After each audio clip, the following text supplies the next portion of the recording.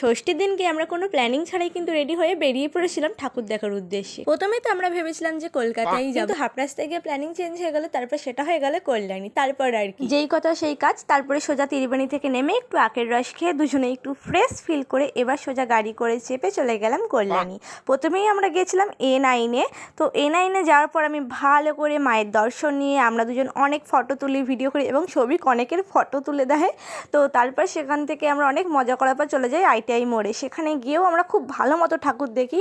মানে ভিড় কিন্তু প্রচুর হয়েছিল ষষ্ঠীর দিনকে, কিন্তু আমরা কিন্তু তবুও ভালো করে ঠাকুর দেখেছিলাম। এটা হয়তো পরে গেলে এইভাবে দেখতে পারতাম না। তারপরে সেখান থেকে বেরিয়ে আমি কিছু কানের নিয়ে নিই। হ্যাঁ, মেয়েদের যেগুলো শখ, যেগুলো না নিলেই নয়। আসলে অনেক দাম কম বলছিল, তাই আর লোভ সামলাতে না পেলে ঝটপট করে অনেকগুলো কিনে নিয়েছিলাম, আর যেইগুলো সৌভিক আমাকে কিনে দিয়েছিল।